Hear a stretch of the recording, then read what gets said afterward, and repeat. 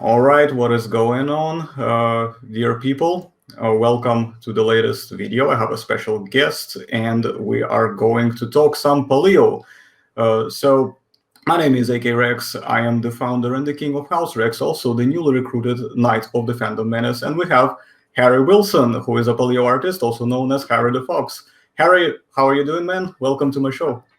I'm good. I'm doing very good. Thanks for inviting me on. All right, so we've got some work of yours to discuss, and you've been very busy. You've definitely done a lot of really cool pieces. So, Shall we just go over them? We're already sharing them on the screen right here. Sure and, thing. Do you want to explain what's going on here? All right, so one of the things that I've always loved to do is to analyze supposed size differences, claims about which animal is supposedly bigger than the other, which is supposedly the biggest animal ever, and a lot of times I quickly find that a lot of those just aren't true. Now, in this case, as you can see, that is very much the case.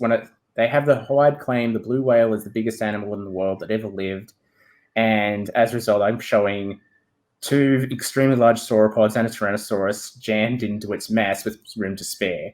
And I thought this really captures exactly whether it's true or not. Yeah, makes sense. So, as we can see, Tyrannosaurus Rex is nowhere near as big as the blue whale. Yeah, it's about the size of its tongue, more or less. Yeah, pretty much, yeah, literally. And we've got a Patagotitan at the background there as well, right? Yep, a Patagotitan, I'm not sure how it's pronounced, and the Brachiosaurus in the tail, just to emphasize.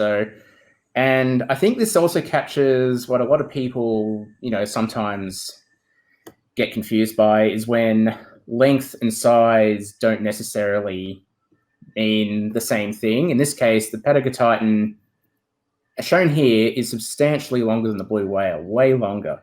And in this case, it's almost as thick as the blue whale is, but as you can see, it's only as thick as about, 10% of the cross-section of the animal, while the rest it's just vastly skinnier, smaller. And so you can just see that huge distance between length, mass, size, surface area, all in one go.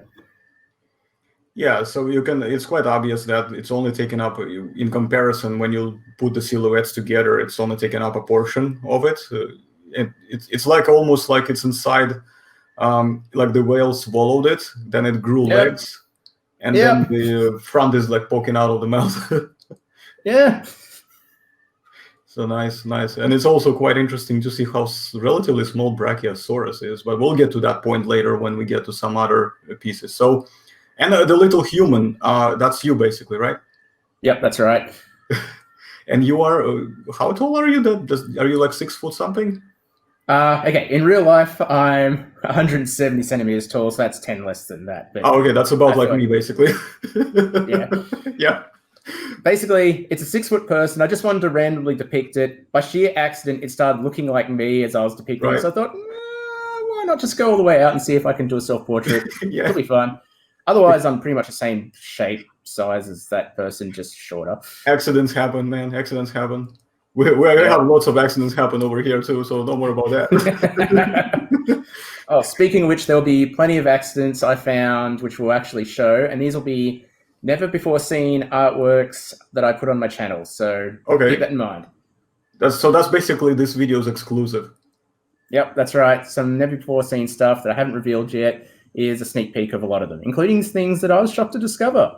Some of them I claimed the exact opposite of, and oh well, here we go. I've learned something new today. That's true.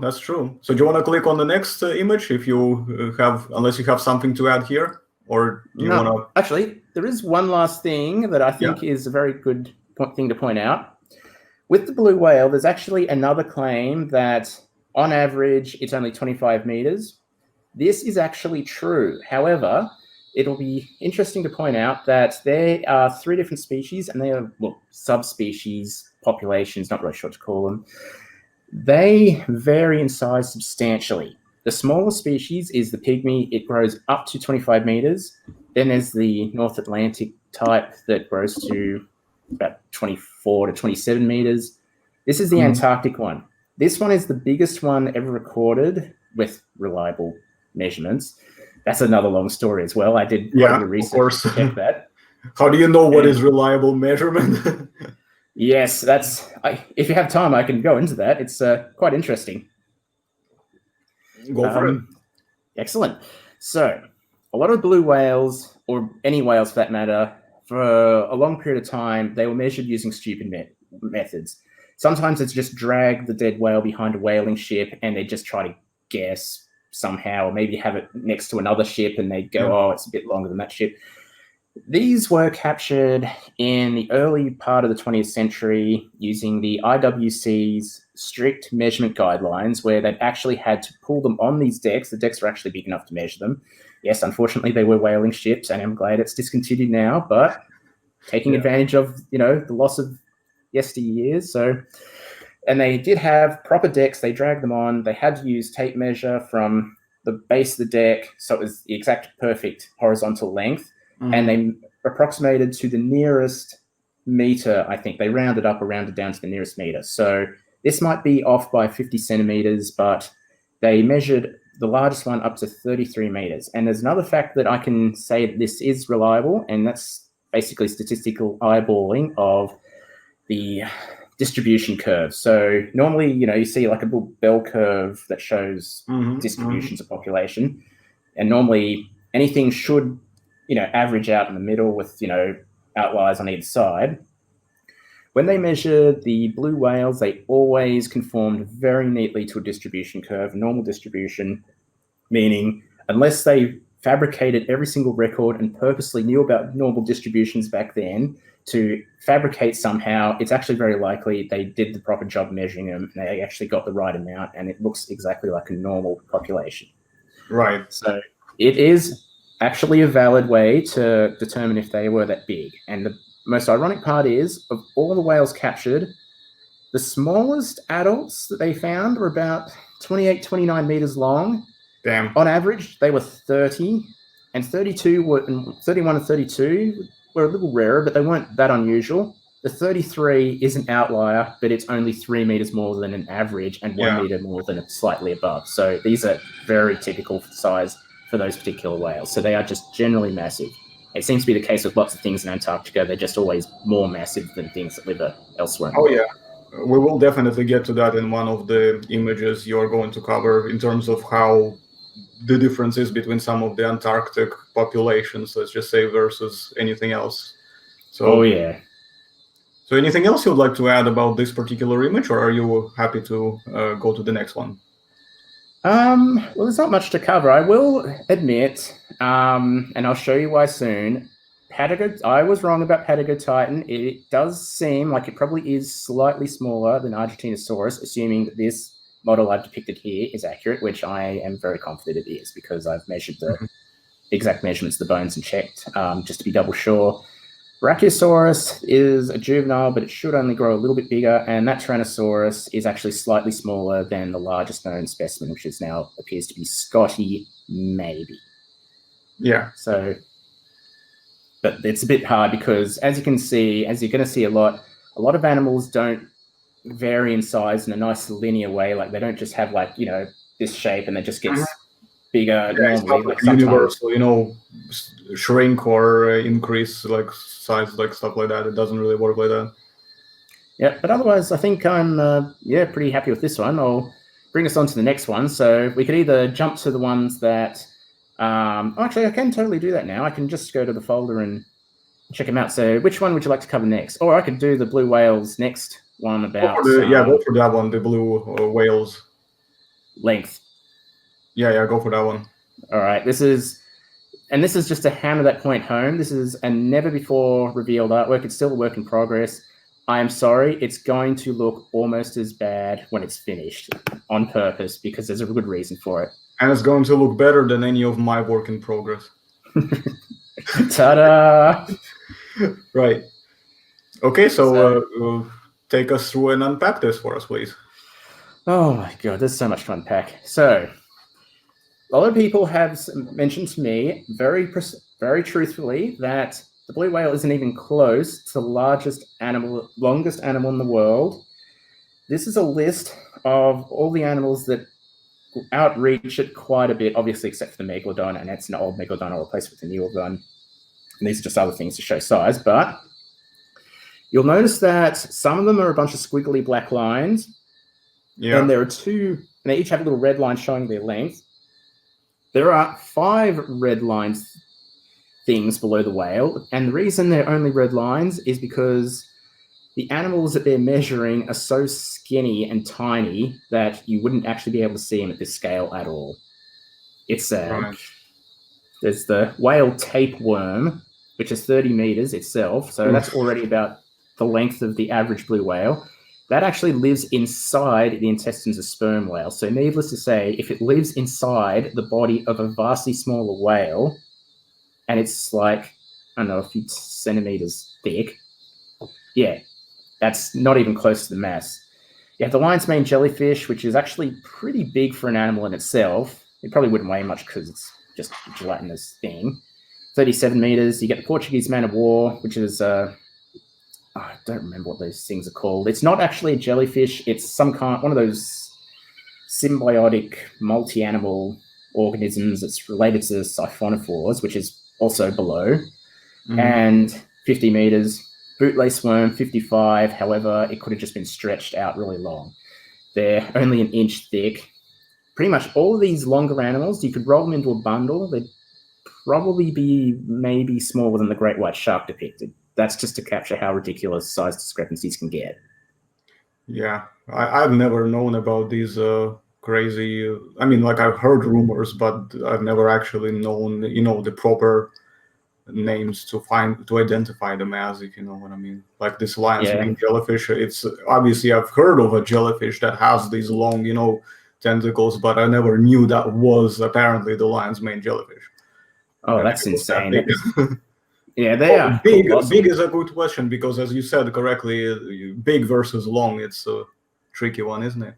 So yeah, I think of all of the long ones, the lion's mane jellyfish is probably the only one that I would call big. And like I've seen pictures of it next to divers, and they completely dwarf the divers, even though the divers are like, way in front. And it's. Do you know if they sting? If you touch the tentacles, do you know if they sting you, or are these ones harmless?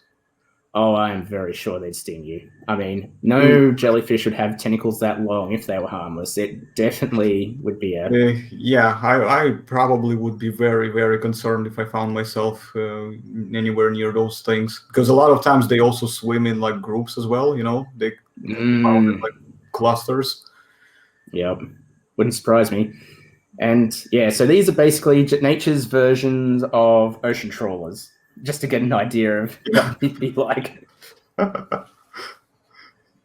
Nice. And of course, you got the Megalodon next to the white shark. And yeah, that's maximum estimate, and that's something I'll get to later. But of course, that's well, not quite maximum. It's just one of the largest specimens with one of the largest, realistic ways to measure it. And I'll get to that shortly because that's actually something I managed to cover very recently, which I'm very happy with. It's the classic sort of pain of measuring the cartilaginous fish remains and trying to reconstruct the rest, right? Yeah, quite a few of the things I've done were just specifically having a crack at my own attempt to, see if I can shed any light on it that hasn't already been shed, or just shedding someone else's light is usually what I prefer to do because, I'd rather rely on research than my own sense of imagination. Cool. So is there... anything else that we need to unpack on this one? So let me think. Anything that you can bring up from the memories?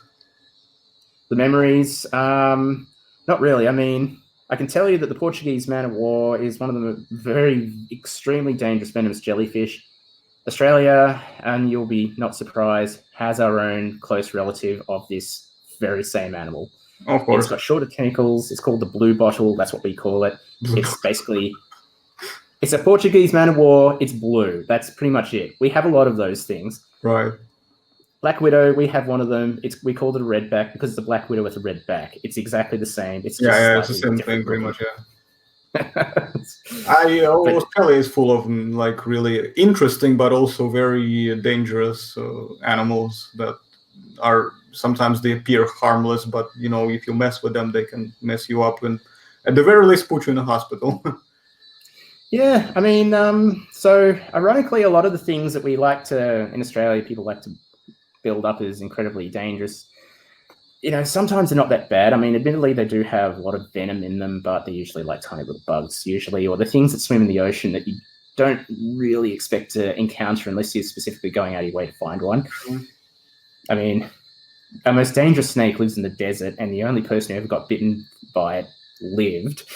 So, Right. yeah, go figure. It's basically just a matter of also habitat difference that you just don't expect to encounter certain species unless you are in their habitat, obviously, and going Yep. around they're literally like looking for a fight. So Yeah, I mean, I'm just spitballing here because that particular snake theoretically should be able to kill someone in a few minutes, but obviously I have a feeling this person was specifically looking for anti-venom and injected himself with a spare supply just in case, because obviously he lived. I mean, how else yeah, would he? I mean, otherwise, how did he live if he only was supposed to last a couple minutes? So there must have been a way to explain how that happened. Yep.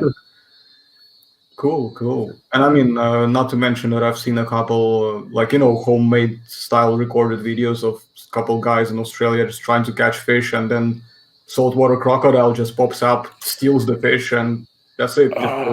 Yeah.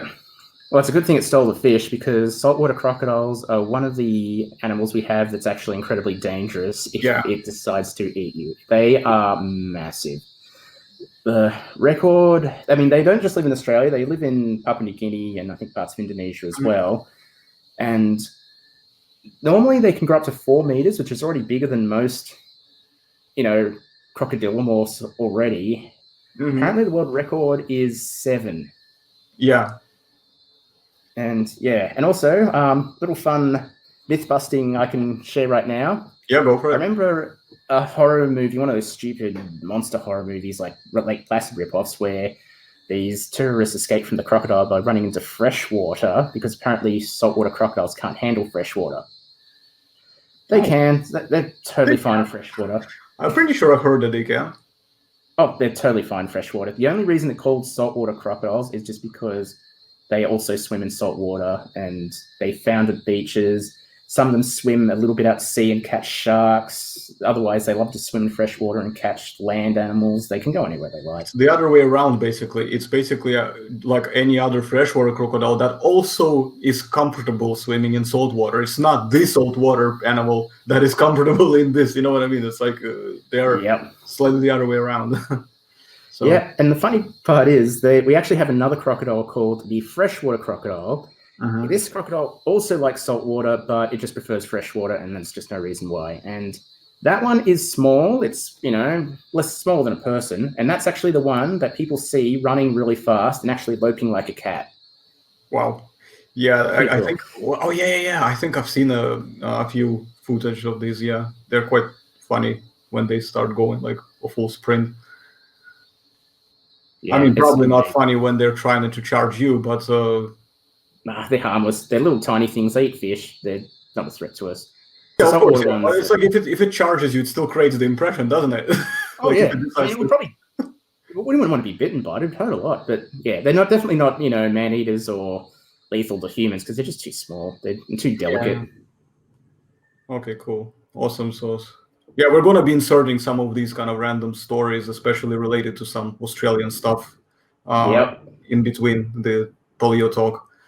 So bear that in mind, guys. So this is going to be one of those sessions.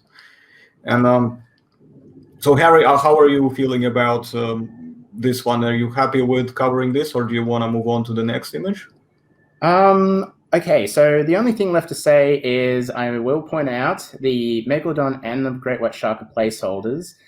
The great white shark is an overestimate because I recently found that the person who got those might have measured them in a slightly different way, but just the general normal perpendicular horizontal length, they would most likely be 6 meters. Megalodon obviously is an old version. It's anatomically incorrect. The rest will be. And that was more of just me just drawing it. And the later ones will actually be based very precisely on real lamniform shark anatomy. But that's pretty much it for this one. It's expect to see it sometime in the future when I just feel like working on it. Ironically, the bit that is most difficult is trying to find a good way to scale up the lion's mane jellyfish, because I have a feeling the measurements are when, there's a dead specimen and they just grab it and stretch it out as far as they can. So I have no idea how to. Longer, yeah, so I have no idea, especially that little dish part, the I don't know what's it called, the bowl, is it called, the cup, or whatever that head bit of the jellyfish is. Apparently, it's 2.5 meters wide, but I'm guessing that's flattened, and I have no idea how to convert that back into a curved shape. So, yes, it's being delayed because of that. Anything you want me to jump into next in particular? Or? Well, since we are already in the aquatics, shall we just go through all the aquatic stuff first, and then we'll move on to the terrestrial? Absolutely, it sounds good to me. We can do the giant squid next, or the... Let's go with giant squid, yeah, why not? All right, cool. Now, this one was something I've wanted to resolve. There we go. So the giant squid and the colossal squid, this is already on my DeviantArt page. So by the way, sorry to interrupt, can you quickly tell us where do we find you, by the way? Which pages do you have on social media? Not many, actually. Like, I don't really go on Facebook at the moment these days. I am on Discord, I am on Steam, and I'm on DeviantArt, and that's it. Okay. I'll include the relevant information in the description box below. Excellent. I'll send you those details after the no worries. Show. Excellent. And this one is covering obviously when they found the colossal squid, they estimated that it would be bigger than the giant squid. However, as you can see, the colossal squid at the top is actually heavier than the giant squid immediately below it, because it's just fatter, really. Yeah. It's as simple as that. It's fatter, it weighs more, but as you can see, the giant squid is way longer. And you'll notice that the two squids are completely different animals. They're completely different shapes, body sizes. They just both coincidentally grew huge. And they aren't actually the only squids to do so. It's just that they're the biggest squids to do so that we've known so far. And apparently recently they actually discovered an extremely large giant squid washed up that measured from the mantle length. That's the this part here, if you can see my mouse pointer. Yeah, I can see it, yeah. Yep, stroking it gently on the head. Yep. That's the mantle. That's the part that decays least on a giant squid, and as a result, when it washes up on the shore, and everyone finds it and starts pulling on the tentacles and trying to figure out how long it is, and accidentally stretches it to like 3 times its actual true length. The mantle is most likely to stay intact, and as a result, that's the best part to measure if you ever find giant squid washed ashore. And I think it was O'Shea and Bolstad actually went and properly measured them carefully and found that the relative proportions, I mean, I'm doing a huge disservice to them by saying this, but you just basically get the length of the mantle is slightly less than the length of the rest of the body and the 8 tentacles. And while the giant, huge, long arms stretch, I don't know, over double that entire length again, it might not be exactly precise. That's probably a maximum, but that's a reasonable guess. They do have really long arms. And the body... I was thinking about how many hungry mouths this could feed if you could prepare it for a wedding or something like that. Oh, I know. I love eating squid. It's so nice. It's amazing. Yeah, it's the best. I love to barbecue. I like fried calamari generally. Like, I like them fried, nice. With the little thingamajiggy, covering it like with a crust, Oh, that's good as well. Damn it! Why did I say this? Now I'm thinking about this. You're going to put me on. This is actually a bad habit of mine. I get so easily reminded of food when looking at half the animals I research. Yeah, I'm just saying. I'm looking at this. It's like if I look at giant, spider crab, the ones that live near like Russian shores in that area or Japan. Yep. I'm immediately thinking, oh my God, when was the last time I ate one of those? Oh yeah, it was that time in that restaurant, and I want to do it again. Yeah. This makes me sound like such a terrible person, but I do love the taste of. I probably won't eat endangered animals. That's off the list, but I'm happy to eat their farmed counterparts, they do taste amazing. Yeah, exactly. You don't have to go for the endangered. You just go for the ones that are, farmed and prepared specifically for that purpose. Yeah, I definitely And won't be. it's good for it's good for you as well. It's good for your system. Oh yeah, absolutely, it's amazing. It's It does wonder. It's like a wonder. What you call that? A bedroom performance booster. Yeah, superfood. Superfood. Yeah, real superfood. Bassa's also good. I love Bassa. It's absolutely amazing. Oh. It's just like, you just mix have Bassa grilled, and it's just like you're just electrified. It's so many people who are watching from my channel. They're gonna already. I know already some people who are gonna be watching this and be like, "Oh my god, did you have to tease about food? Like you're making me hungry or something like that." That's what I have. Well, I definitely can recommend some good recipes. I also love to cook. That's another hobby of mine. Yeah. I mainly just do barbecue, and I just like whatever people bring in. I just toss it on, and it's just. Here we go. Like you say, what do you call it? You say Barbie, right? That's just what you say. Yeah. Yep. Australians abbreviate as Barbie. Barbie, yeah. Just like the doll, just like that Mattel doll, Barbie. Yep. Except over there, you're the ones who use it for the cooking. So it's a different thing. Yep. And the ironic thing about that slang is the Barbie part's correct, but when they say throw another shrimp, we actually call them prawns. Prawns. And I actually do cook prawns on barbecues. They are amazing. Especially with mayonnaise. I don't understand. Like I've heard people were there was where was it? I think it was on a Fandom Menace on Geeks and Gamers channel. Actually, there was a guy, Lethal Lightning or something like that. He's an Australian, and somebody was trying to make fun of him that he is they cook the prawns on the thing, and I was thinking, so I tried that as well. I'm an Armenian living in Britain. I tried that as well. It's fucking amazing. Oh, it is amazing. It's and if anyone doesn't know how to do that, buy yourself a skillet, like one of those little skillet boxes you can clamp down. Yeah. Or thread them on skewers. Absolutely amazing. Do it. All right, let's continue with this, or else we're going to stuck in this food stuff forever. Hour of cooking with Harry. Yeah. Anyway. an hour break cooking with Harry. Yeah. So well, overall, there's surprisingly not much to say about the squids. They are both deep sea animals. They have very few predators, obviously, except for sperm whales, and possibly smaller ones might fall victim to great white sharks or elephant seals. We can't really be sure. They do both dive deep and eat squid, and big ones at that, so keep that in mind. If a small giant squid happened to come by, they would very easily overpower it. But obviously, when they grow to a certain size, I don't think they have to worry about that anymore. Possibly even from the sperm whales. Mm-hmm. I mean, obviously, they're not going to be able to. Does this kind of also fit, the way the whales, because whales, they eat a lot of this kind of plankton, stuff like that, and this kind of is an oversized, soft sort of, squishy thing that is very easy to, just grab, munch a little bit, then they just like swallow them basically whole, probably, and that's like a full belly of nutrients provided already. Oh, absolutely. Incredibly rich in nutrients. And I will definitely not try and tempt us back into the cooking, but yes, they very are. Be careful not to go back to food again.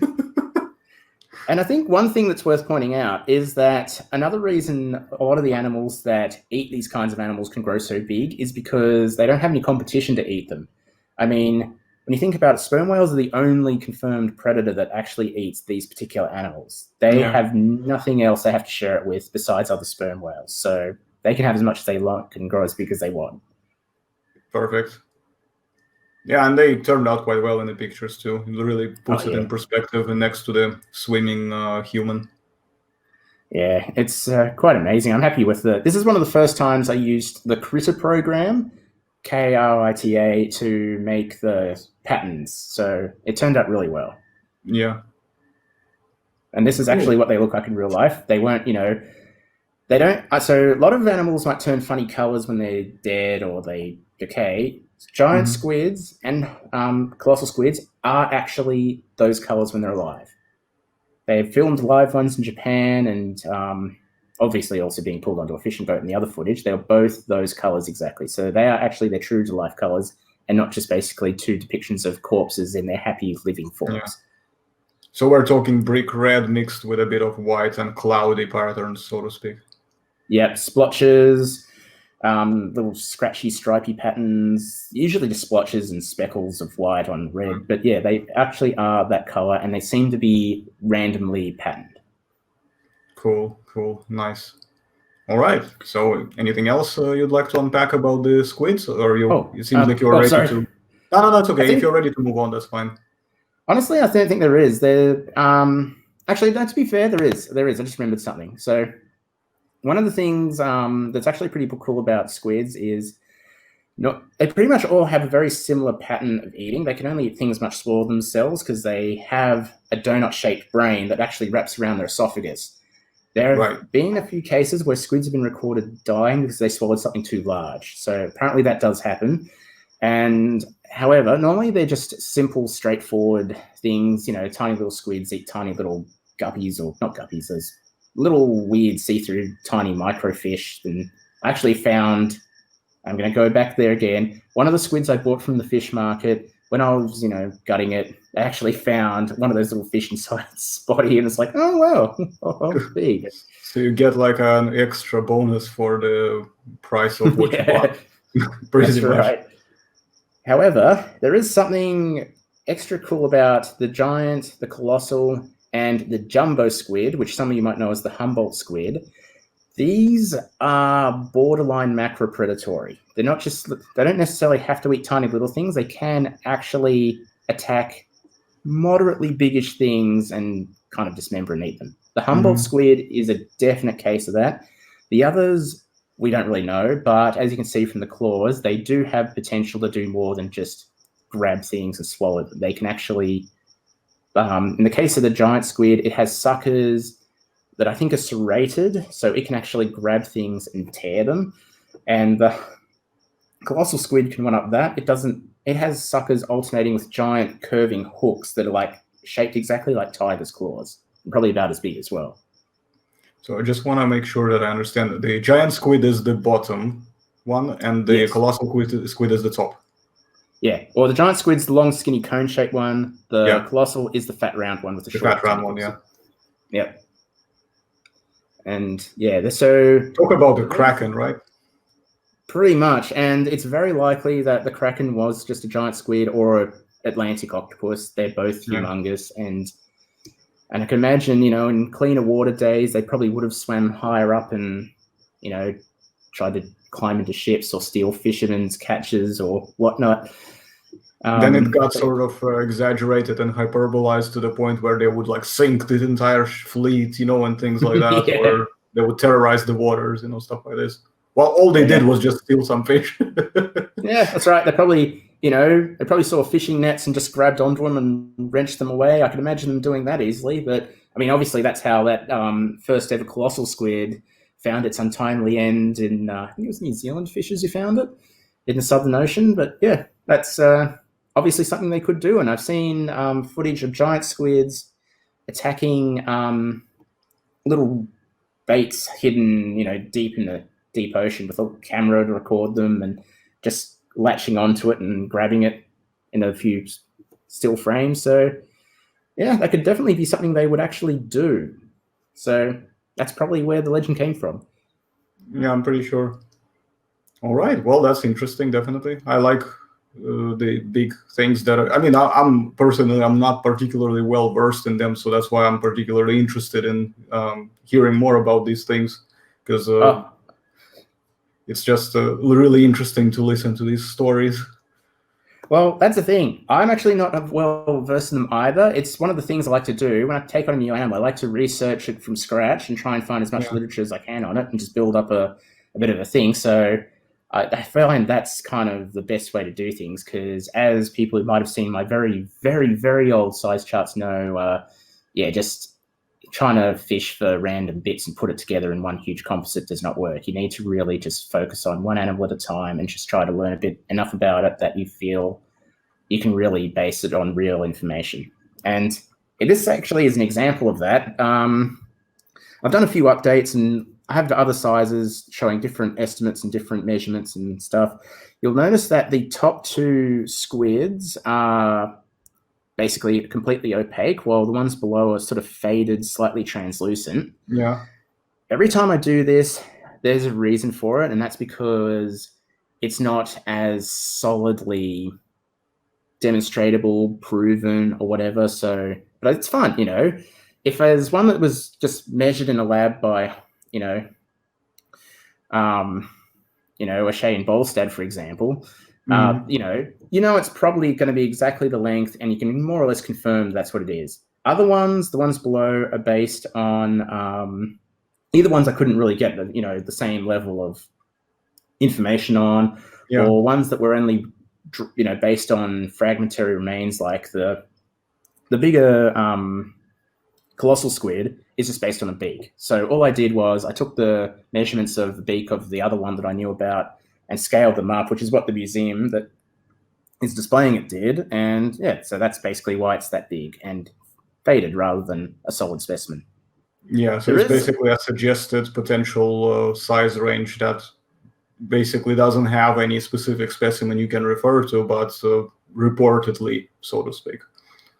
Yep, and I'll be giving a little sneak peek to something that I've been working on lately, and that's going to be at present a very sad story about something where I was going to find out, one way or another if it was true, but I haven't been able to get that information, so I'll have to literally ghost that image and just refer to another specimen, but that'll come later. Yeah. And one last thing about the squids, there's a claim that there was found a colossal squid with a 4-meter long mantle, and that's massive. That's That's like 4 of these boxes there, right? Yeah, exactly. That's just the coney bit as well. So the biggest one scaled up by about an extra 30%. So that would actually make it the absolute heaviest, giantest ever squid known to man. Unfortunately, that might not have been accurate. They think they might have, found some problem with it and it had to be downsized quite a bit. But still, what you're seeing down below is reasonably close to that maximum estimate, and it probably is still the heavier of the squid, possibly. Can't guarantee, but yeah, possibly. Yes.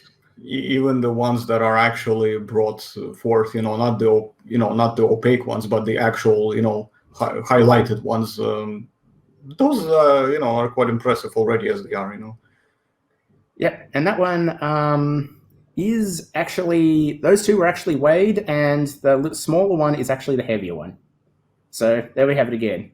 So technically, the top one is the bigger of the two.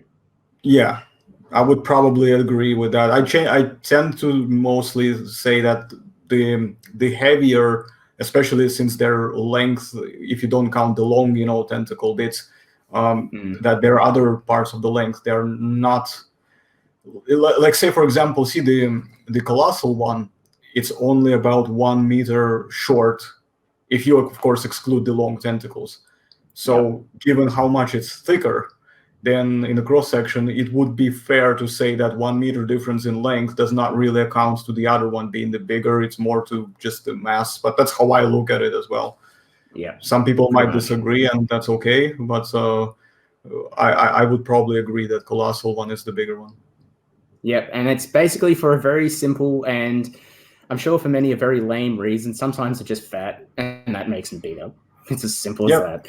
It's just how they put on weight, and so as they eat, become rich in nutrients, they store up fat as well, and they just go like really like chunky. Yep, that is exactly right, and I'll probably be covering a few of those ahead. So, all right. So the next sea aquatic thing is going to be. We have two. We have actually, I'll start with this one. This is me owning up to a boo-boo, and I was so excited about this. And and this. So you know this well. Dilemma, yeah. Yes. But to be fair, I actually discovered something quite fun from this. And sadly, the truth was staring me right in the face. The expert I actually spoke to told me, a little bit cryptically, but told me about the actual proper part of the specimen that is actually intact, but didn't mention that the reconstructed part was based on a different understanding of this creature in the past. So, as you know, AK, I kept you going, oh my God, I found it. It's true. It's true. It's really big. It's got a 3-meter skull and etc. Yep. And I'm like, oh, this is amazing. This is going to be so much fun. However, the 3-meter, well, it's not 3 meters. It's like 2 and 2.8 meters, I think, roughly.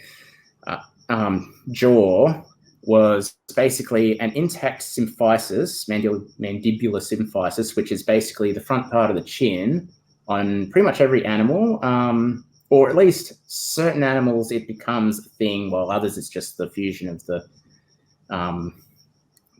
mandibular parts, the main parts of the chin. But especially on plesiosaurs in general, the two jaw bones will fuse, and the little fused part that goes ahead is the symphysis. So this little part here and that part there.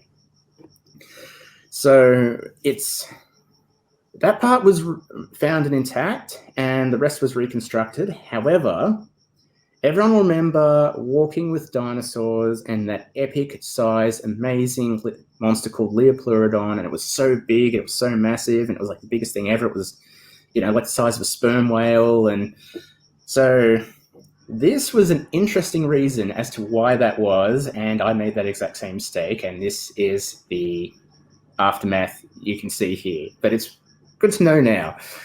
So the jaw in question was reconstructed based on the assumption that this animal was a Leopleuridon and not a Plesiosaurus. Yep. And the reason for that was actually pretty fair, knowing what they did at the time.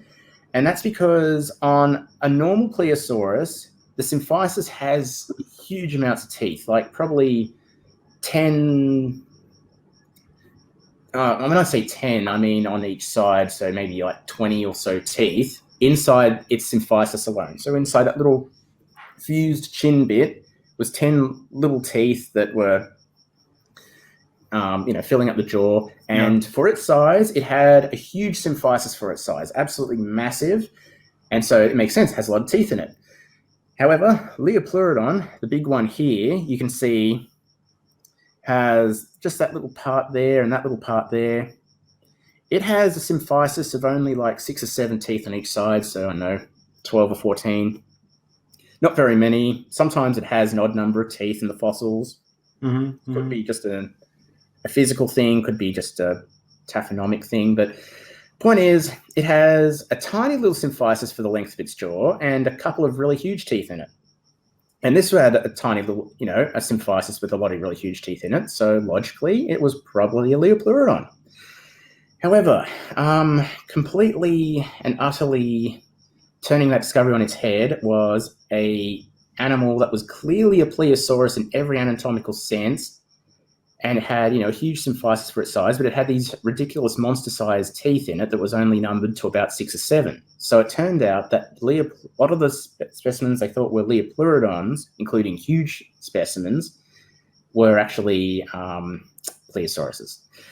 And as you can see, had the jaw was built on a Leopleurodon, and an assumption that this animal is a Leopleurodon, therefore that animal would be a near perfect 15 meters long if that animal was actually Leopleurodon. However, as it's Plesiosaurus, scaled to pretty much the same proportions, which so far it's a little bit jury's out on exactly what the postcranial remains are. Like, I can say that everything from the neck to about the mid-dorsal matches up pretty much the same to the Stratosaurus reconstruction, which is basically just a big Leopleurodon.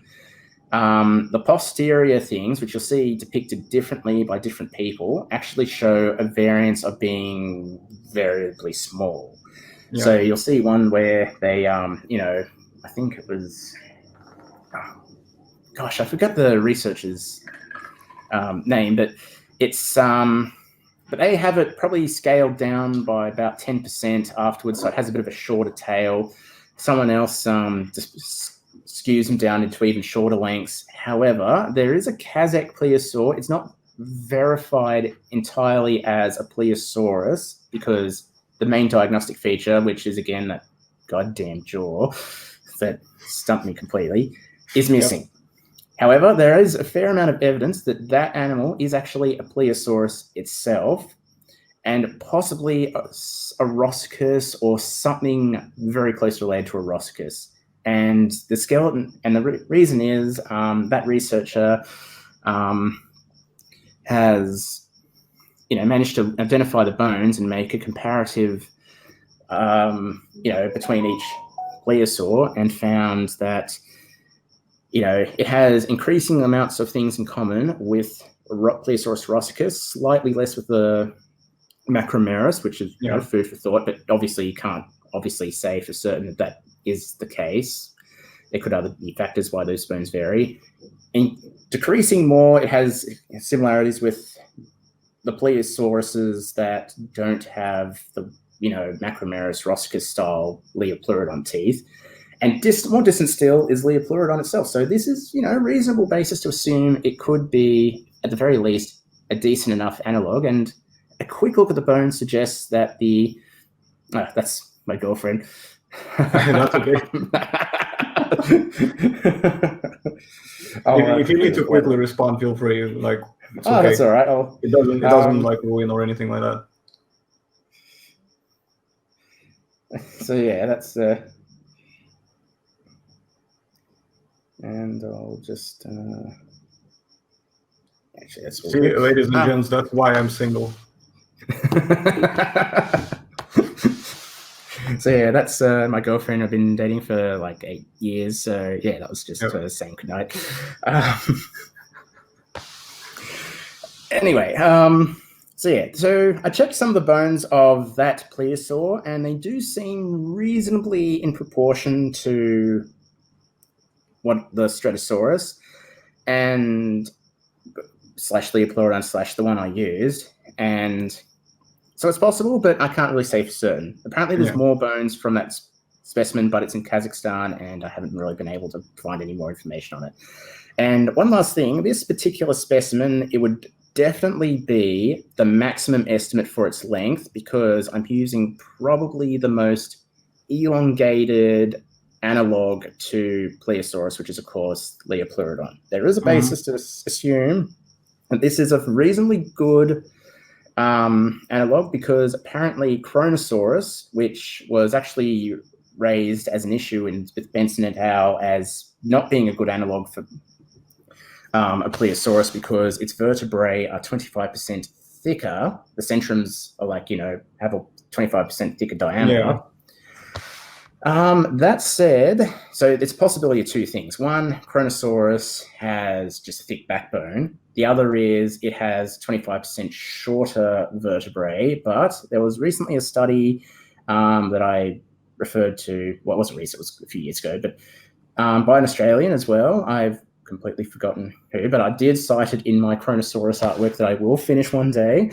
And his reconstruction, which is very meticulous, he finds all the bones, makes composites, cites the Kronosaurus boyacensis, I think it's called.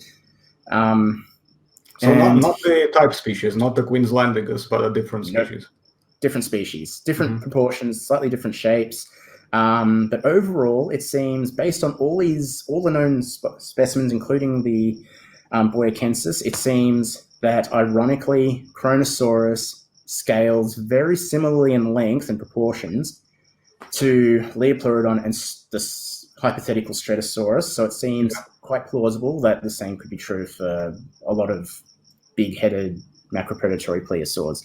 So this is the background story. Walking with dinosaurs made a similar mistake, and it's actually interesting to know where. And it was actually a mistake that was quite an interesting enigma for science, that it ended up a perfectly identifiable piece of an animal turned out to just be an anomalous diagnostic of a very different animal that just coincidentally evolved a similar dentition.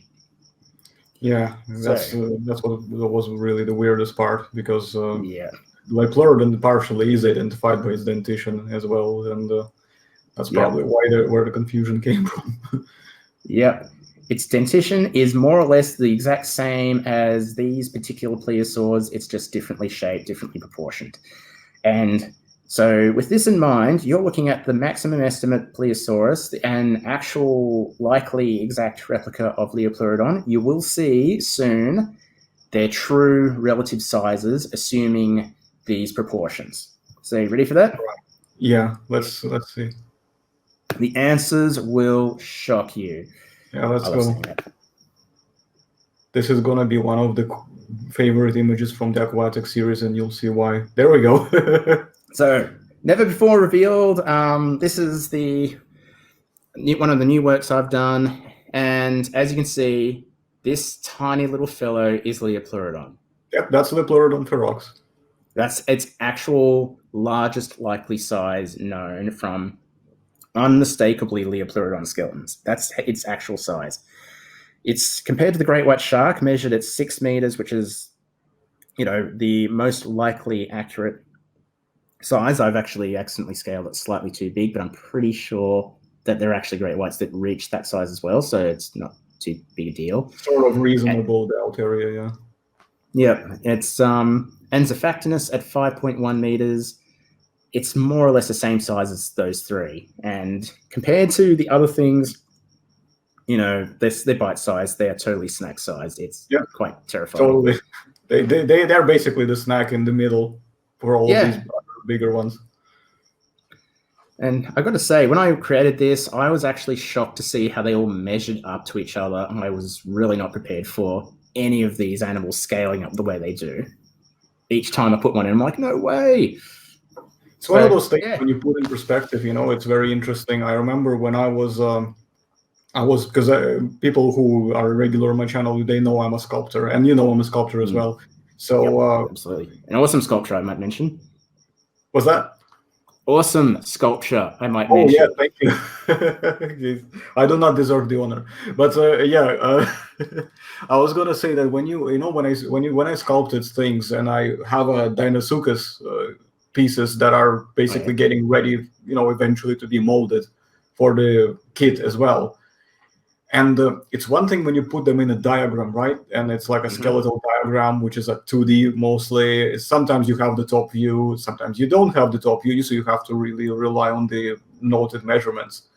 And I was trying to think, okay, so when I made the Deinosuchus, and then I compare to what I have on T-Rex, which I eventually plan to make, I just realized how much people don't realize, on the actual realistic estimates and reasonable estimates of Deinosuchus, how much bigger the T-Rex actually is than that animal when people compare it.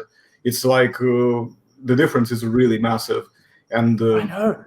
It's reflected as well in the mass. Of course, we're not talking about the Miocene, Purosaurus, the big caiman, which is a totally different story. That thing was huge, but but with the Deinosuchus, it really helped to put it in perspective, even next to my Allosaurus, considering that I've tried my best to get the dimensions, with a minimum margin of error as much as I could possibly reduce it to. And it's still kind of, even Allosaurus next to it looks very similar in length in terms of, based on the largest sort of specimens, which we're talking like some AMNH specimens, they go about 9 to 9.5 meters long for the Allosaurus fragilis.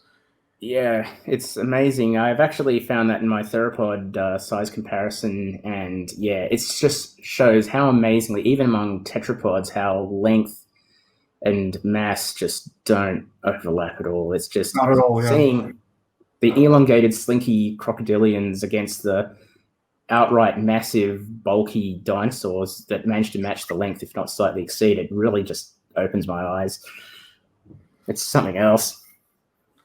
And I noticed you also you have the Antarctic killer whale.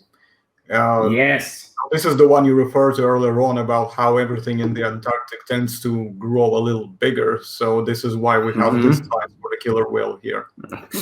Sorry.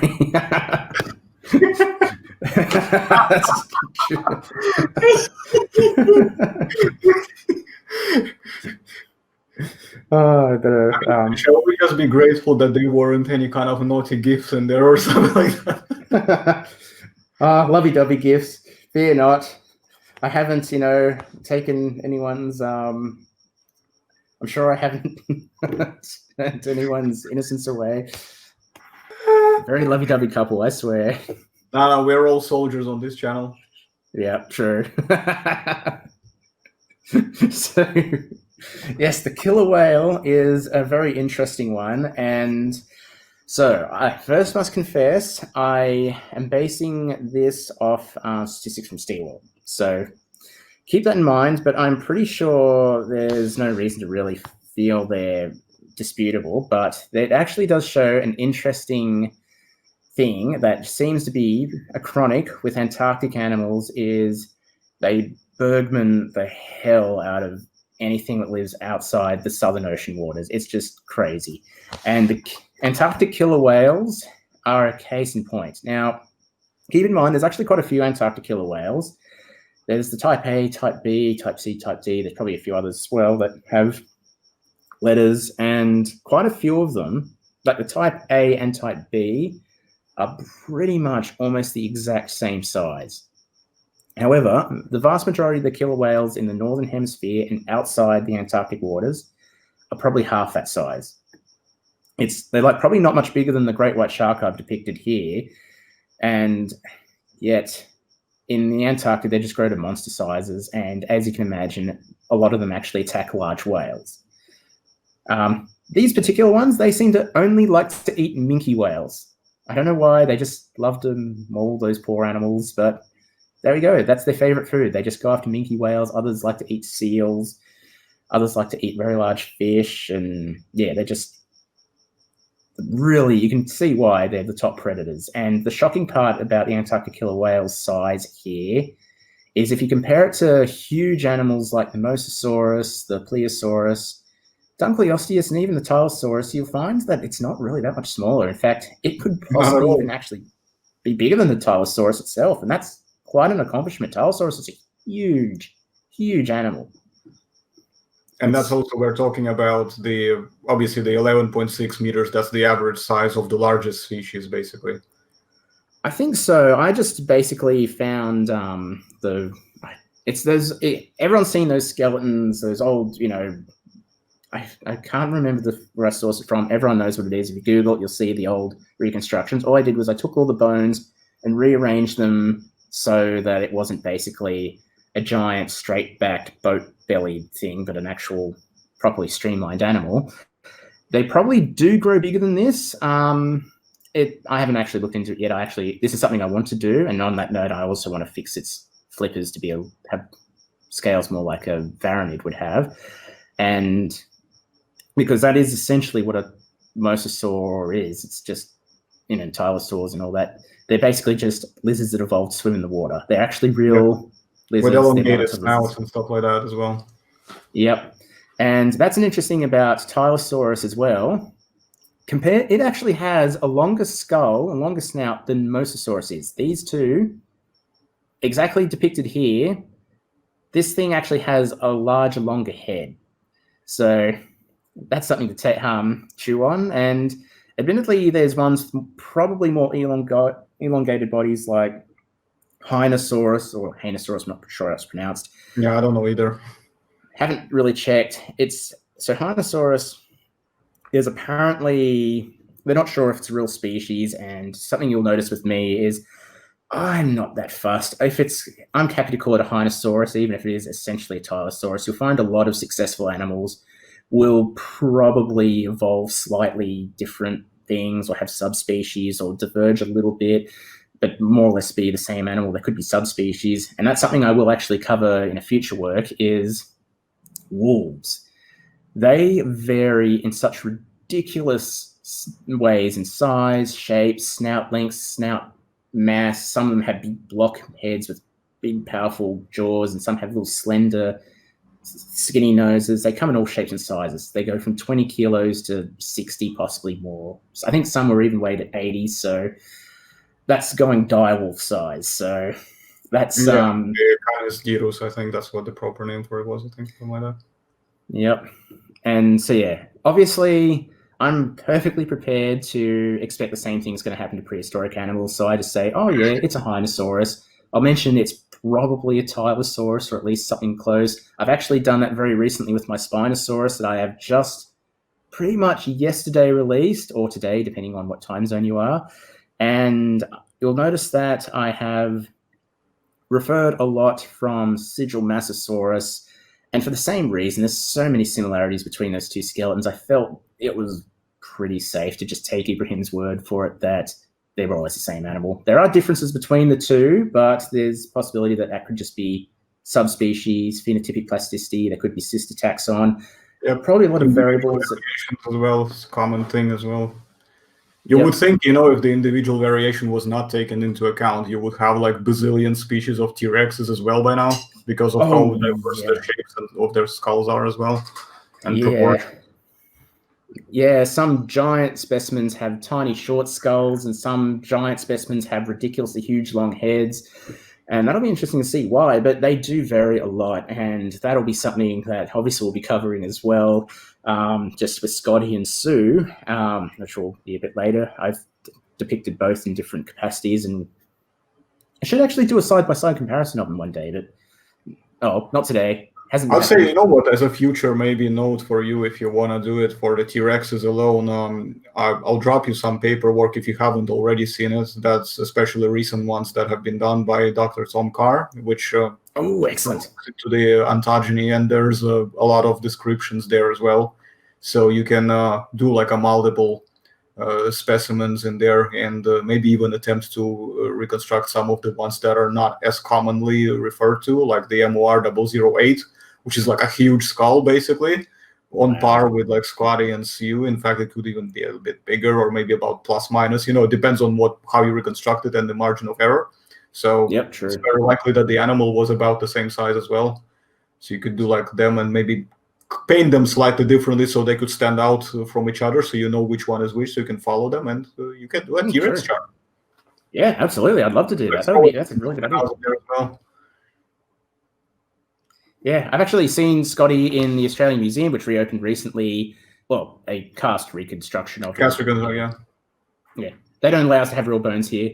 It's a pity. But yeah, and the guide actually showed me lots of little tiny bits of arthritis and little sort of fractures in him, and that I didn't really know about, before, or I didn't really pay much attention to before. But it's interesting. So Scotty could be more or less an elderly Tyrannosaurus, and partly showing his old age and his size, and also coming along a bit, but yet still very formidable. And curiously, which is something I also want to cover later, and I'll actually put on my channel as well, he has little tiny bits of microfractures and slight damage in his ribs that could correspond to basically placing his weight on his forelimbs, which, big myth, they don't decapitate themselves when they put their forelimbs on the ground. There's a lot of research that very strongly suggests the exact opposite happens. They use their limbs to support their weight when they're sleeping. Anyway, but we'll go on to Tyrannosaurus later, because there's a lot. There's definitely going to be a segment on that. Tyrannosaurus is just one of those things that just finds its way to sneak into every conversation somehow. Oh, absolutely. It's just amazing. But I will persevere, and because there's plenty of animals that, are begging to be described. So, Xephactimus is a straightforward matter. The largest specimen I could find that was properly described by someone who clearly actually, measured it rather than just cited someone else, which that's also an issue. So a lot of times when you see, so this is something a lot of people don't know, when you read a scientific study, take what you see in the introduction and the discussion with a grain of salt. They often, I'm going to quickly minimize that before it pops up. Another text message. Hey, baby, what you wearing? No, it wasn't that. It was, I'm sure anyone who pauses will be so... I'm pretty sure there will be people who are pausing, be like, okay, what does it read? What does it read? Let's quickly have a look. Enhanced image. But yeah, I noticed one of the things while you're tending to that is I wanted to comment on frequently Xephactimus has been at least presented as being the 6 meter long animal, which is very interesting. That I actually found that to be quite common, and yet you came to the conclusion that it was roughly 5.1. Which, if correct, means that it was frequently rounded up and enhanced than it maybe should have been. Yeah, I think probably. I theorize that what happened was people were citing its measurement in feet, and usually when they do feet, they get a little approximate, like, oh, it's 18 feet, it's 19 feet, and the foot is like 30 centimeters difference. That is actually quite a big difference. So it could have been anything, and someone might have taken a guess as to how much a foot, a bunch of feet translate into meters and centimeters and got it horribly wrong. But what I was getting at before I was so lovely interrupted is that the introduction, the discussion, the researchers can pretty much say whatever they feel like, and they don't really their peer review doesn't really bother them on that. So they can say whatever they feel like and no one cares. Someone can say that Velociraptor flapped its arms up and down and tap danced on its prey, and they'll just be allowed to do that because they're allowed to say whatever they like. That has happened, by the way, and that's something I'll also get onto one of these days. And people will constantly see me going on about it and boasting about it and going, ha, ha, ha, I'm so smart, I'm so smart. And I am, and for finding this, and this is awesome. Yeah. I'm going to boast about it right now. The jaguar picture. I don't have it on me. You can go and see it. It's a really awesome picture.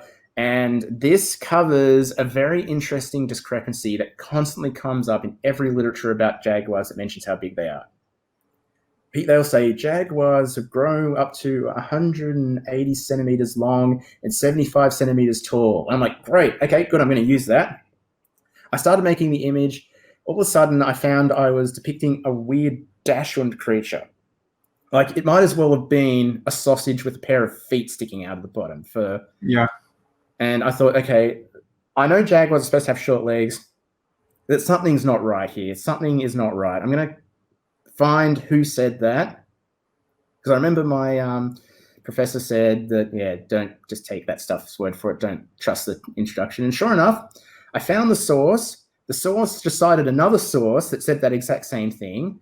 I chased that source down, and it turns out that source was actually two completely different sources, where one person found a bunch of jaguars and measured one as being 180 centimeters long.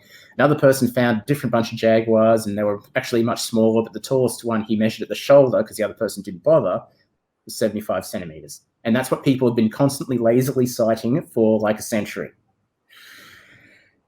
So I thought, okay, well, this is no good. I'm going to have to just... what am I going to do? So I just decided to do some more research. And sure enough, I found someone who did a more recent study, found some very large panthenol jaguars, and they're the bigger type of jaguar, and found that their height was substantially bigger than 75 centimeters. One was 81 centimeters, and I just decided to use that as the base. They probably could have grown bigger a little bit, but you're already talking about a jaguar that's the size of a small male lion. So I think that solid example, there's no need to, fish around for that little ghost image of a slightly larger jaguar that might have been that length. It's like, This is pretty much coming close to the so-called measurements, and I think this is clearly probably one of the largest jaguars that has been properly measured.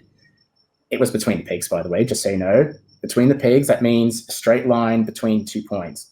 Around the curves, you just got a tape measure and just kind of stuck it around the curves, and it's not as good. People use it between the peaks because that's a proper thing, and that's obviously what I use because that's really the only way I can measure stuff in Photoshop. So I always use between the peg measurements. Yeah, so that makes sense. Yeah. Basically, they kept saying, oh, it's 18 foot long, it's 6 meters long. I'm like, no, it isn't. I'm going to find out. And I found someone who actually did measure it properly, and it was 5.1 meters. That's in my the description of my Xephactimus, so if you're curious, you can have a look. But that is Xephactimus in a nutshell. It is actually a huge fish, all the same. It's scary as well. Oh, yeah. And we actually know quite a bit about it. They're always intact specimens usually. Some of them are even so well articulated they could reinflate them and make the 3D skeleton models. And I think one of the largest ones found was one such individual. I actually based this one off a a fortunate passing museum display at the Maritime Museum, which is covering prehistoric animals, and I just took a bunch of sideways photos of it and recombined them in proper proportions and just fleshed it up and reconnected the spine and straightened it out. I think we have either a cast or maybe it's original but slightly smaller specimen of Xephactimus here in London's museum as well. And I specifically walked up to it to just look at its ugly mugshot, and it's like it's one of the things you definitely do not want to wake up next to. Yeah, it's I mean, I can't believe there was one in London. I went to London like a few years ago and didn't see it. But I think there was one. I'm pretty sure there was one, or maybe I'm confusing it with something else because it's just I remember that it stuck out to me by the way it looked, and it was quite big, among everything else that was, in that section. Because there is a section in London Museum which is not in the main prehistoric section, and it goes into this series of the history of the Earth, and that's where they have some other specimens there as well. And it's a very weird because of how weirdly they are, they planned the whole thing. So you have to kind of navigate through the labyrinth a little bit to get to that section. Oh, that's probably how they got me. They, Next time you're here, and hopefully when this whole COVID malarkey ends, by that time we can definitely take a trip there together. I'll definitely be happy to show you that. I'd love that. That would be so awesome. That would be dope. Yeah, that'd be badass. Yeah. Yeah. And come back to my place and have a barbecue. Absolutely, yes. I'd love that. And ditto, if you ever come down to Australia, I can show you the Australian Museum. And dude, one day I will. Whenever I feel brave enough to, to weather the flights and all that stuff, then I'll definitely do that. Yeah. Oh, that flight's a monster. Oh, hey. It's crazy. Probably. I just haven't been, I mean, it's the longest flight I've ever been on was 13 hours, and that was when I flew from Moscow to Los Angeles a long time ago. Probably that was the longest one I've ever been on. Yeah, I think I was about 25 hours. Yeah, with a stop in Singapore or something like that, probably. Singapore's nice. Yeah, we're going to go there too. Excellent. It's sorted, decided. So, yeah, absolutely. Anything else you'd like to break down in this image? I can spend ages. I'll quickly cover Xephactimus. We actually know quite a bit about it, what kind of things it ate, how it attacked them. It's basically another one of those fish that just swallows its prey whole. Sometimes it doesn't work so well for this Xephactimus. Sometimes the prey puts up enough of a fight to kill it from the inside. That said, they both die as a result because they both fossilize together. Mm. But yeah, it's not quite macropredatory. It just seems to be a typical fish that eats smaller fish. Whatever it can swallow. Like a killer, sort of intermediate tier predator kind of thing. Pretty much. Intermediate tier is a fair point. It's and yeah, that's something as well. Like I'm trying to research which modern fish are truly macropredatory and which one's just made up. So far, I haven't really been able to find anything. Like there's rumors of the Goliath tigerfish taking bites out of other animals. I don't know yet. It's something I want to find out, but yeah so far, that would be interesting. I'm in the dark. And of course, the obvious question: do you reckon that Xephactimus would be anything like salmon, or would it be like tuna in terms of when you cook it? Oh, I'd say tuna. It has tuna, probably. Have to be a deep sea fish. It doesn't, strike me as a. Because I think salmon, could partly be the way it is because it, has to have a bunch of chemical changes and goes upstream, and that's usually where they harvest it, is in the freshwater areas or estuarine. That's right, yeah. Areas. So that could be the reason it's different. So, but I do love salmon. I love salmon. I love tuna as well. They're both amazing. I always find it criminal when people just pickle them and put them in tins. I'm like, no, what are you doing? They're better. They're better fresh. Just fresh, yeah. That's it. Just go fresh. Yeah, who wants to pickle salmon and tuna? It's just put a little bit of, put a little bit of lemon juice on it just to kind of marinate it a little bit. Mm-hmm. Maybe coriander or garlic granuled, rub. You know what I mean, like chipped garlic little things. Put it together, mix it, and that's how you eat it. That's how I eat it, anyway. The way I eat it, I make a little poke bowl. Poke. I don't know how it's pronounced. Pretty sure it's poke. I basically slice it up. Oh no, it's not poke necessarily. It's a cross between a poke bowl and a tatake, like beef tatake, only switch it with salmon. Yep. You get lemon juice, you get soy sauce, You get a red onion, you chop it up fine, you mix it in the soy sauce and lemon essence and a bit of mirin as well, and sugar, and you stir it in, and you put it immediately on the salmon and or tuna or both, and have a bit of nuts and lettuce and stir them all in together, and it is amazing. Yep. I can eat Also, it all the time. for a disclaimer, guys who are going to be trying this, don't be afraid to about this whole soy thing, because this amount is not going to make your testicles fall off. This one is still going to be a healthy portion. It's going to be digested by your system with everything else combined, and you're going to still wake up being as manly as ever. Just saying. Yeah, I'm proof. I have shitloads of this stuff, and yeah, I'm about as manly as you can get. Apparently what I found is maybe we're just that resilient, that's why probably it doesn't work on us. Yep. I think as well, anyone worrying about soy products of any sort, the reason people thought they were estrogen hormones is because early tests, they sort of have a similar-ish proteins, but when they looked at it deeper, they're actually completely different. They do not have a hormone effect at all. It's just a similar-ish looking compound. I mean, I probably had huge amounts of soy sauce and pretty much everything I ate for my entire life, and if anything, I've just gotten bigger and more manly. Yeah, it's probably just one of those things that got around, and then it just became a meme, and it just stuck, basically, which is fair enough. I mean, I use that meme all the time anyway, but... it's fun. It's fun to use, yeah. It's fun to use, yeah, because it's very appropriate, and it just kind of summarizes the whole thing altogether. But on a serious note, obviously, it's not really 100% like true, like at all. It's completely different. It's just it's a satirical nonsense, pretty much, yeah. Most of it, anyway.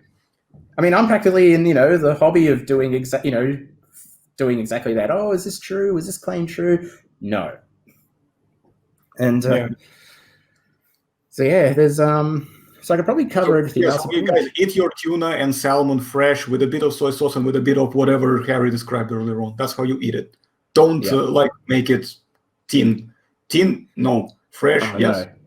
Yeah, and also because with tin, you're usually getting a huge amount of salt, and that's not really good for you. Soy sauce. I don't need salt at all, pretty much. I minimize my salt altogether. Same. Good idea. That's what I do. It's because you find if you have salt, usually you want to have more sugar to offset it, and you're basically just going to put on calories. Pretty much. A vicious cycle. All right. So, now we know how to cook the Xephactimus. So, absolutely. Get your, steak forks ready. So we have Plesiosaurus, which I covered. I say maximum size estimate for a reason. This is about the absolute largest you could realistically expect a Plesiosaurus macromeris / rossicus to get. Actually, although someone named MBL13 on DeviantArt, who's absolutely, chat to all the time, debate dinosaur lips and stuff with, and who's absolutely essential. Yeah, and who's absolutely an brilliant person, has helped me greatly with the Spinosaurus, has actually sent me a lot of information that suggests that maybe there's some larger rossicuses. I've not been able to truly dive into it yet. I hope to do that soon. But yeah, MBL, if you're listening to this, you're absolutely amazing. Thank you so much. I don't recognize that yet, but if we have locked horns in the past, because I lost count with how many people on DeviantArt and outside I have locked horns with. So yeah, feel free to say hi anyway. At least out of courtesy for Harry. You don't have to like me, but you can say hi to Harry. Well, thank you. But yes, and MBL, I will promise I will get back to you about the counter-argument on lips. You've actually had to make me rethink a lot of my stances, even though I am pretty sure I have actually found something that suggests that lips might not be probable. But that will be something I'll cover another time, and I'll do it justice later. It's just a long length topic, and obviously, as you know from my channel and from our interactions as well, generally I am not subscribed to this idea for a variety of reasons, which I don't want to go into here because we're just gonna derail, and it's gonna be like plus 2 extra hours on top of what we already have. So it's just gonna go crazy. So I'll quickly sum up why I don't put lips on my dinosaurs. And for me, it's simply the fact that when I checked this claim, and usually the animals that have lips have subtle, and they're usually very subtle, so this is not really a strong diagnostic, but they have subtle skull features that indicate where the lips actually attach, or they usually, when they have integumentary, like basically the imprints of scales and rugosity on their skull from having scales on it, that abruptly disappears in the areas where the lips start appearing. On dinosaurs, they don't seem to have those clear cases, and so as a result, I've just decided to err to not putting them on for mainly that reason. So obviously that's just something I'll cover and do more justice with in later discussions, and also later productions I'll do. But also bear in mind that it doesn't even cover 10% of why I would not, put the lips on my dinosaurs. And when you start breaking down individual groups or which ones are more probable than the others based on various of ideas, none of which you can actually truly test, because whenever you try to test them, they always come out that there is a problem with the testing because you cannot rely on the results. And a lot of people don't realize that. So yep, there are a lot of variables to consider. So obviously not an open shut case, but hopefully I'll be able to shed some light on it soon, because I found some very interesting things to bring on. Share opinions, because it seems that a lot of times when you talk about the mainstream paleo artists out there who, like especially on Twitter, they kind of try to create an echo chamber and they just go like, nah, you're rubbish, because somebody has a different opinion, which is a whole different topic altogether. Not to get into like the crazy part of it here, but you know what I mean though, like they just completely dismiss it as if you're just like rubbish. They don't actually really try to look at their own arguments with as much scrutiny as they do with their position. And we know in science you have to scrutinize your own arguments, which I do, contrary to what many people believe. I actually do. It's just that I keep coming to the same conclusions, that my stance seem to come out on top. It's just, what are you gonna do? And when I tried to do the check on lips, I was actually fully prepared to lip up all my dinosaurs, as I actually did with my mosasaurs. Actually, they originally had bare teeth, and when I realized that was completely and utterly wrong and I should fix that immediately, I did. And I've done that a few times, and similar with my whales, I realized there's no basis to assume that they would lack lips. There's only one. Okay, and this is something interesting. This will be something I'll bring up later. In the future, not now, but there is actually one cetacean known, confirmed to be lipless, and it's a type of dolphin, a river dolphin that lives, I think, in India or Pakistan. It's one of those blind river dolphins with weird shaped head and skull. I don't think it has eyes. Unlike other dolphins that have lips, this one has just like fangs, like the Plesiosaurus does, or the Leopleuridon. Or what's that? There was this.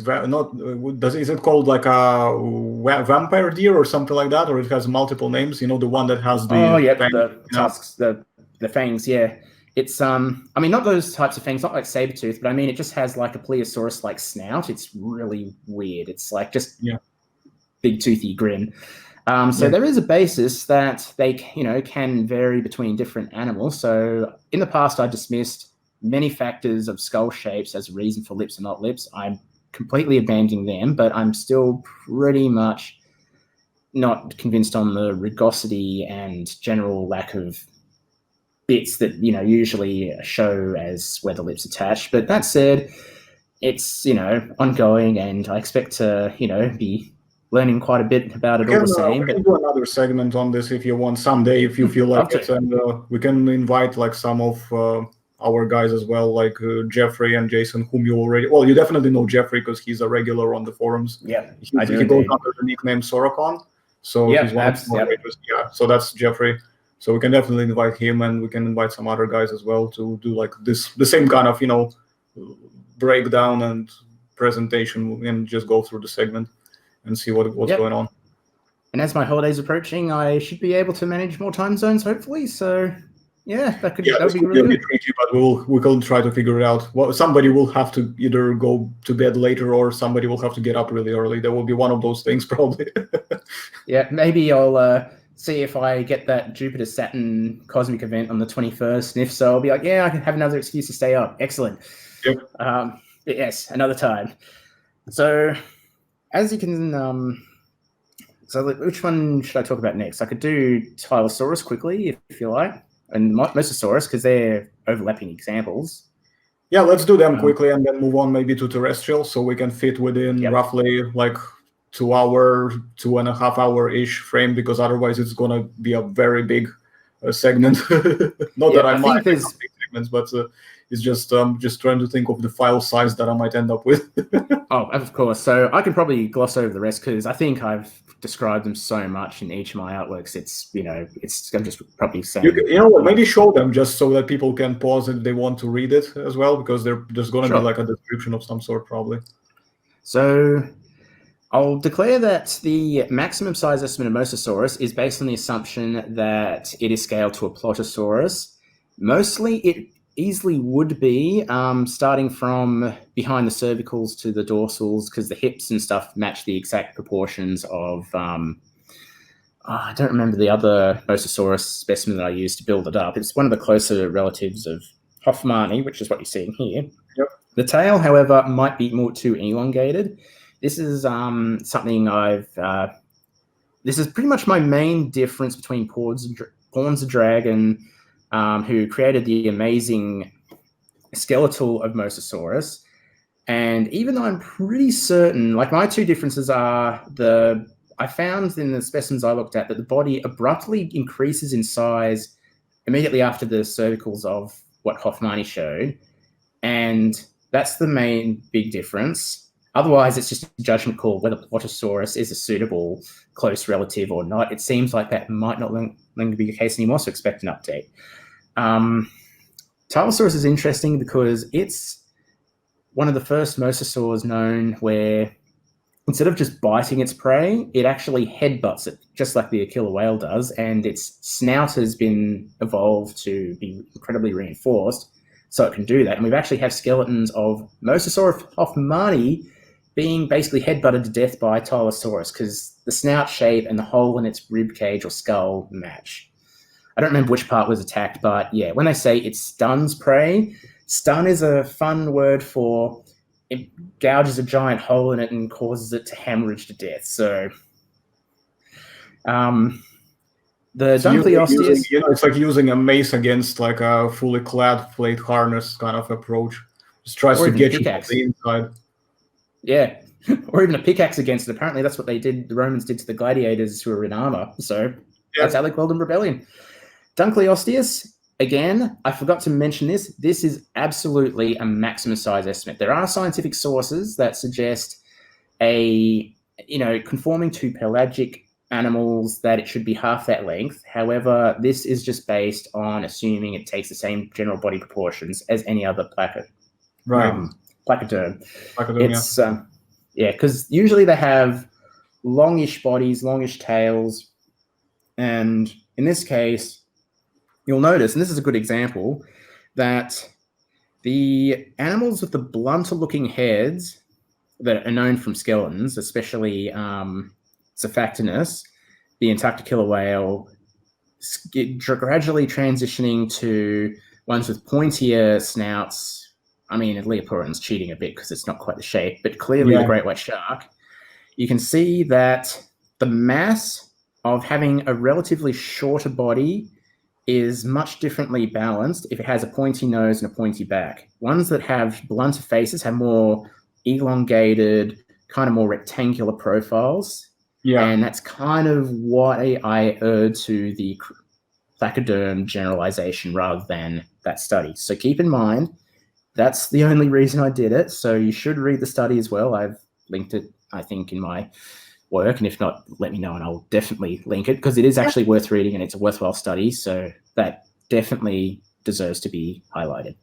Otherwise, we have Leviathan, which is the minimum size estimate, just based on pretty much Brigmaphyseter and the actual killer whale, based on centrum girth versus length relativity to the skull. It could be bigger. This is based on the largest specimen, but this is the smallest estimate. That was just. So it's a very conservative size estimate, basically. Mm-hmm. This is just what how I reconstructed it, bottom up. That's what I got. It just coincidentally happens to be exactly the same as the minimum size estimate. So that's all it is for what it's worth. Megalodon, this size is based on the Leda, Perez, and Vidal 2016 study, and I've actually chatted to one of the researchers, goes by the username Ovleg, and he's actually linked me to the study, and I read it, and they have a very good model for, actually I'll quickly see if I have the, yes, I do, excellent. I might as well jump into that one now, because that's... Yeah, go ahead. Because that's pretty much covering it in doing it much more justice. Oh no, it's the old one. Oh, it's the old crappy one. Never mind. Okay, so you do have it's 2 out of 3 complete. Go to my DeviantArt has the properly complete one. I foolishly wasn't paying attention to which one I clicked. I clicked the old version. That said, this is actually pretty good. This Bone Valley Megalodon, according to Pimiento and Balks, sorry if I mispronounced your name, 2015 study about different sizes over different places, times of... This is actually a very, very typical size, probably the most commonly found size of Megalodon at their estimate. It might be a little bit bigger because of, you know, the different ways of scaling it disagree. But this is actually how... this is a scale that Leder et al. Found from the Bone Valley one. This seems to be pretty typical, so that's something to keep in mind. So it wasn't entirely a lost cause. It's actually a good model. This one is Shimada's estimate. This one was made from a very complicated process that uses the shark's pretty much I suppose the incisor tooth length of the upper jaw, I think, and factor it against a bunch of other variables. And it's a very comprehensive test and study. It's definitely worth reading. And it generally is pretty reliable at predicting most lamniform sharks, but it goes horribly when we're trying to predict a thresher shark. But to be fair, a thresher shark is a weird animal. So, you know, no real blame to assign. And it's possible a thresher shark might be an important analog because, you know, it's possible the larger animal might have a large tail. But anyway, that aside, but it relies on tooth length estimates as a factor, and which Shimada justifies, you know, with good reason, that it's a great white shark. It's clearly the best living analog to a megalodon in terms of its dietary niches, body shape, and functionality and morphology. It's a complete, you know, which obviously, as you can see, I agree, even though, believe it or not, this shark is actually shaped differently to the great whites. It's just that because they're not back to back, you can't see. I actually have one on my DeviantArt site, which you can see. Anyway, the Yorktown specimen that Leder et al. Described, and their method of scaling is actually ridiculously simple and elegant in its design. They ignore the individual shape or size or length of the tooth. They just take a full set of teeth, measure how wide they are altogether. That width is the width of the mouth, because obviously the mouth has to be big enough to fit them all in. Obviously the mouth is actually a little bit larger, but they're not measuring the mouth anyway, so it doesn't matter. This is just representation. Their assumption is that a shark's mouth width has a very similar proportion to its overall total length, and they tested that on a couple of sharks and found it very precisely predicts the length to the mouth width on living sharks. And even though it was a small sample, that's pretty good that already on a small sample, their margin of error is tiny. So that is a very positive sign, but they're doing more research. So, you know, watch this space. So all I have to do is basically do a simple ratio that the width of teeth equals the, you know, same ratio as in a great white shark or any other lamniform shark, just scaled up. And they found that a megalodon's mouth would give it a roughly 18-meter length, give or take 1.5 meters. They have found slightly bigger specimens with slightly bigger teeth, so they could be bigger still, but this would be the largest estimate using a model that is actually reliable and not total baloney. So this is actually a fair model. It's not something silly. They actually have a really good basis to assume it, and they're all good models. Recently, there was one, which I love to mention, and it's a pity that it was, so there was a third model recently done. I think it was and Pimiento, I think. There's quite a few researchers in it.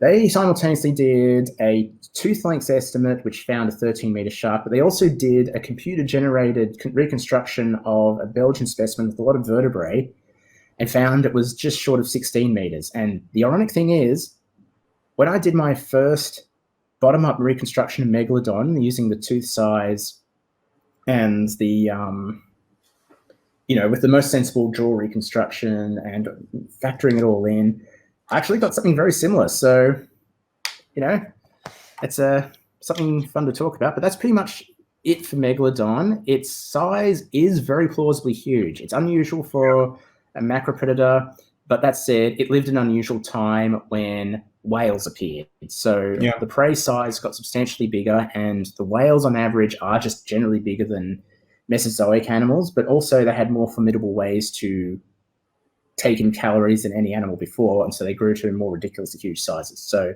this is a plausible animal. These are plausible sizes. And I was shocked.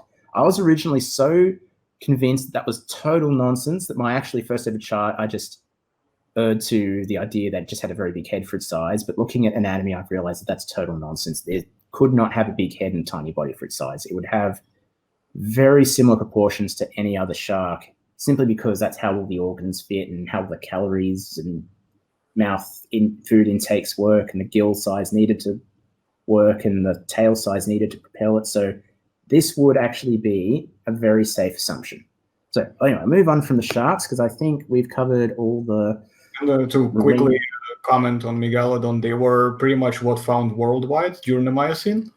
Yes, they were everywhere. They, I'll just put that up again so we don't have a giant infinity of mirrors shrinking. So yeah, they are found worldwide. They're found around North America, South America, obviously Belgium, Australia, obviously. They pretty much encircle the entire world. I think they preferred tropical waters, though. So they usually found in the subtropics or tropics, I think. They did actually notice that their range was more in the temperate to tropical areas. I think they preferred them, but it seems they migrated all around the world, because in certain parts of the world, they had juvenile sharks as a very common find, while in other parts, they just found adults. So they assumed that they probably bred in certain regions, had nurseries. It's a thing that they were. It's just that I find the word nursery funny, because they wouldn't actually nurseries. That's just where the young happened to be, and where they probably spawned and grew and started eating the smaller niche animals and just gradually becoming larger and radiating out to the rest of the world, possibly. But yeah, they were found all around the world. They are a very common, very successful animal. And what a lot of people don't realize is they were never around when the dinosaurs were. They were very late animals. In fact, you could almost call them modern. It's only Miocene, right? Is it like 20-something million years ago? I can't remember the Miocene exact timelines, but something like that. Yeah, about 20 million years ago is when they really, I think, definitely were around. Some say a little bit earlier. Some say they might have, had a slightly overlapping time with Leviathan. I think Leviathan might have been actually quite a bit later. It was a shorter period of time. It was definitely on the fossil record. But yeah, I think Megalodon only went extinct a couple million years ago, like maybe 2 million years ago. I think it was... Well, you were right, though. You said correctly that they are successful animals, and based on how widespread they were and how long they would have, dominated the oceans. So it makes perfect sense if they were that long around. I mean, obviously, I'm not as well versed in my Cenozoic area, and even the Mesozoic, I am mostly focused, narrowed down in the large carnivorous theropods. So that's my basically primary area where I look into. Everything else I kind of know bits and pieces. So to add to this shark topic before we move on is, if you remember, there's a Mesozoic shark from late Cretaceous, which is made up of multiple species, obviously, as most of them are. It's called Squalicorax or something like that. Yes. That rings a bell. It was definitely not as big as Megalodon, but it was definitely very big shark. Like, we're talking quite impressive size still, even for a Mesozoic especially. Yeah, I want to do that shark one day. I want to illustrate that. So, all right. So what's next on your list to go into? Are we done with aquatic, or are we going into terrestrial, or we still got an aquatic points to cover? I think one last thing I'll say about Megalodon is a little bit of food for thought. It's just amusing of mine. A lot of sharks, they have a variable amount of size, so they don't really have a simple predetermined end size like mammals do, and some reptiles. It seems that they will simply reach a certain minimal adult size, and if they happen to have enough calories, they'll grow larger.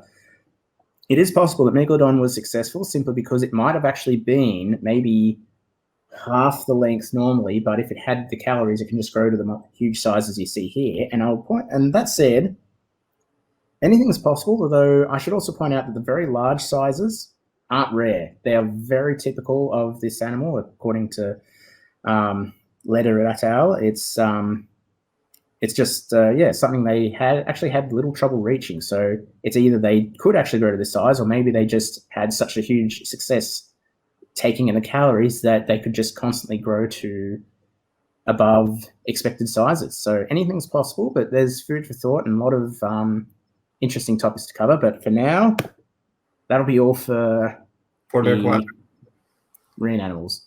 I have the obviously the Leviathan and Megalodon size chart, and that's anyone can see that. I've pretty much laid it out there. They're both very similar in size, despite the discrepancy in length. That's because whales are measured from I'll show quickly, from the tail fluke. So this part here is pretty much where the measurement ends. So it pretty much ignores anything going beyond it. So these parts.